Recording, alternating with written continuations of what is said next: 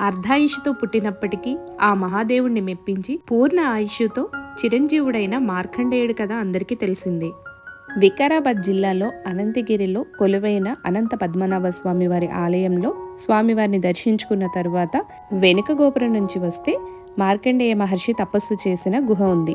మార్కండేయ మహర్షి ఈ ప్రాంతానికి వచ్చినప్పుడు అనంతగిరి కొండల యొక్క అందానికి ఆకర్షితుడై ఇక్కడ తపస్సు చేయాలని తలచి ఈ కొండల దగ్గర ఒక గుహ ప్రాంతంలోనే చాలా రోజులు తపస్సు చేశారట.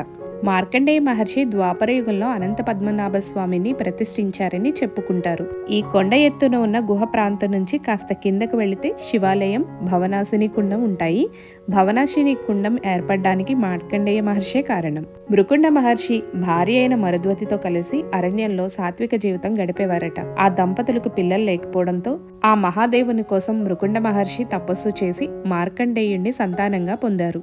అల్పాయుష్తో పుట్టి 16 ఏళ్లకే యముడు తన ప్రాణాన్ని తీసుకెళ్లడానికి వచ్చినప్పుడు తన భక్తితో ఆ మహాదేవుణ్ణి మెప్పించి చిరంజీవుడై మృత్యుంజయుడని, కాలకాలుడని పేర్లతో పిలువబడేవారు ఈ మార్కండేయుడు. ఈ ప్రాంతానికి తపస్సు కోసం వచ్చినప్పుడు గుహ మార్గం ద్వారా కాశీకి వెళ్లి గంగా స్నానం చేసి తదుపరి స్వామివారికి అభిషేకం చేసేవారట. ఒకరోజు సమయం మించిపోయి గుహ మార్గం అనేది వెళ్ళడానికి సాధ్యపడలేదు. అప్పుడు మార్కండేయ మహర్షి ఆ మహాదేవుని ప్రార్థించడంతో సాక్షాత్తు ఆ గంగామాతే ఇక్కడ ప్రత్యక్షమైందంట.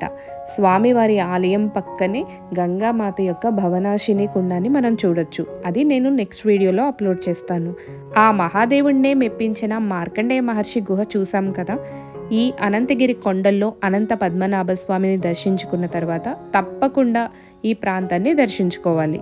ఒకప్పుడు ఈ అటవీ ప్రాంతం ఎంతో మంది మహర్షులు తపస్సు చేసుకోవడానికి అనువుగా ఉండేదట.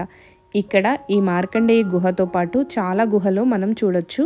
శివకేశవుల్ని మెప్పించి చిరంజీవి అయిన మార్కండేయ మహర్షి ఈ భూలోకంలో ఉన్నంత వరకు మానవ కళ్యాణం కోసం తపో జీవితాన్ని గడుపుతూ ఉన్నారు. మార్కండేయ మహర్షి తపస్సు చేసిన తపోవనం మీకు నచ్చితే వీడియోని లైక్ చేసి మరిన్ని వీడియోస్ కోసం ఛానల్ని సబ్స్క్రైబ్ చేసి పెట్టుకోండి.